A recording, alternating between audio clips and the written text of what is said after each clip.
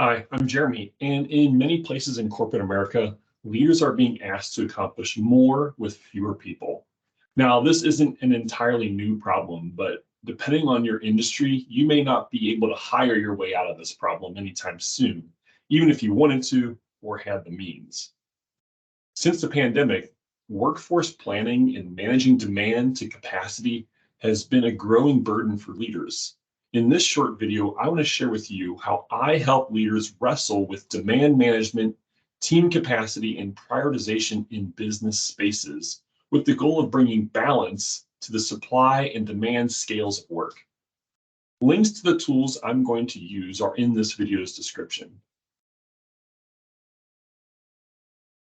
When leaders approach me for help with managing capacity and workloads, it's likely because they've reached a friction point where team members are getting burned out, projects are late or behind the planned pace, and the leader is running in circles to put out fires or just trying to keep the flare-ups at bay. It's not a healthy situation and certainly not a sustainable one.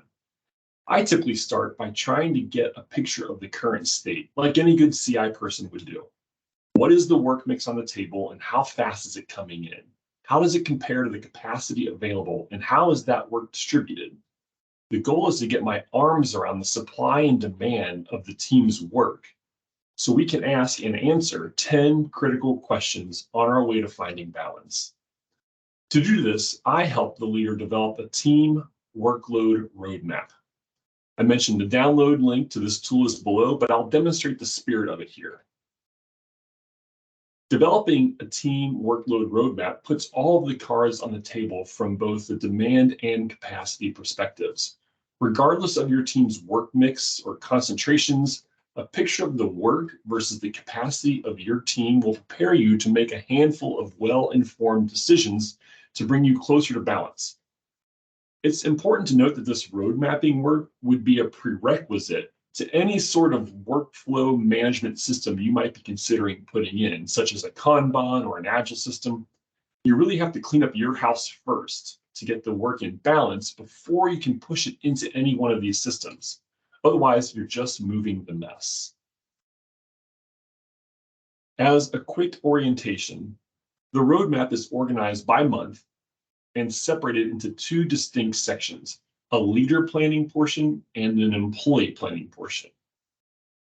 General overall capacity is calculated at the top by simply adding together each team member's daily capacity, 8 hours, for example, multiplied by the number of days that they would work in a given month. Then, in the leader planning portion here on the left, the leader should be able to call out all of the projects and operational demand anticipated for a given month, plus what they expect to accomplish for those projects in that operational work that month in broad strokes, and using round number estimates, budget for what the effort should take and see how it compares to the capacity. In this case, between the operational work, the projects, and the admin time in green at the top, the rough estimate is that there's just over 850 hours of work demand for the team, but that team only has 800 hours of capacity up in the top right corner. That's from the leader's estimate. Now, before we react and start putting work on the chopping block, let's look at the employee planning section on the right in the orange. This is the checks and balances of the sheet. Each employee should look across that same list of projects and operational work and put their own rough estimates in for the month. In this case, the employees actually feel the effort is higher than the leader's estimate, 880 hours of work versus the leader's 855, which points to a real problem. And this is not unusual when you start out.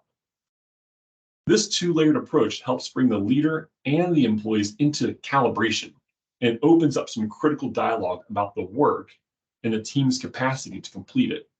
A tool like this roadmap creates that opportunity to clarify variation and, more importantly, make a plan to bring balance. I like to ask leaders to complete about 3 months of the roadmap, for one tab for this month and then one tab for each of the next 2 to get a real sense for the work. This typically creates enough runway to account for work that's wrapping up and work that's looking to get started, and what the effect of those demand changes means to the team. Once we have this data in the tool, we're set up to ask the 10 critical questions. So let's knock through them. First, the easy one, is the team overcommitted compared to capacity? And if so, by how much? We definitely want to allow some margin of error here. We are using estimates, and I think 10% is a pretty reasonable margin of error. But when it's greater than that, where do we adjust on either the demand or the capacity side or both? And then what are the trade-offs to those adjustments? This is a tricky one, and maybe some of the further questions we ask will help come back to this one and put a refined answer on that. But that's really where we got to start, is how do we make the adjustments in capacity or demand? Where do we move or shift or make those changes so that we can work on the right things? The next question, do team members anticipate greater hours for a given project than what the leader anticipated? So when the employees estimated their time for a project, what did they say compared to the leader? And what's driving that variation? Do the leaders and the employees have different perspectives on what's expected to get done in a given period of time? Is there a pacing problem, meaning this team is moving faster or slower than what's expected to get that work done? What if the employees anticipated less hours for a given project than the leader? Same sort of questions apply. Do they see a different milestone in the immediate future than the leader does? Or do they feel like they're faster or more efficient than the leader might assume them to be in that situation? The third question, is everyone fully loaded? For those who do have a full plate, are we getting the output expected for the time allotted? And also, in what direction are individuals trending? Over the 3-month period, are some folks trending up and some trending down? How do we find balance and make adjustments in light of those trends? The fourth question, how many projects are we committed to simultaneously? Are we moving those projects forward at a good pace? But a better question, I think, is, are we focused on project completion versus project starts? I notice a lot of times teams, when a project is asked of them, will try and find a way to work it in. But what we should be thinking about more is, how do we get the projects that we've already started done and the value of those completed projects out into the system before we take on something new? If we just keep jamming more and more work into the pipe, it starts to create a bit of a clog. We want to be thoughtful about how much work is in progress at any one time to reduce the amount of switching anyone has to do between projects and really focus on getting high quality projects completed and then picking up a new piece of work. The fifth question is the work evenly distributed among the team members? Are we overloading any subset of the team? Is it be driven by a skill mix or a trust deficit? Maybe you have a superstar on that team and you always go to them first. How fair is that to them? How fair is that to the rest of the team? How are we distributing that work? And how do we optimize the staff so that we have the ability to bring balance between the team members and the workload so that we don't overload any one person or undervalue anyone when we can raise them up? The sixth question is, how does the team manage fluctuation in demand? So what do we do when big pieces of work pop up or fall off? How do we adjust to maintain balance with capacity? This can actually be pretty difficult on smaller teams, especially when those big pieces of work that pop on or pop off have a dramatic effect on the team's capacity and how we're using it. A tool like this roadmap can help facilitate conversations with leaders to prioritize how we want to spend our capacity across work demand and across time. Maybe every piece of demand doesn't get capacity every month, or maybe we have the data now to demonstrate a need for additional capacity if we can't afford to pause any of the work. Number 7, when do we have capacity for a new project? And who on the team has it? If you're looking across time and looking at that trend of capacity, when could we plot something new in reasonably? When do we expect the piece of work to end that would then open up a gap? Having a roadmap tool like this helps us forecast into the future and have reasonable expectation setting conversations with the people who are asking work of us. Number 8, what amount of capacity can we afford to give various projects?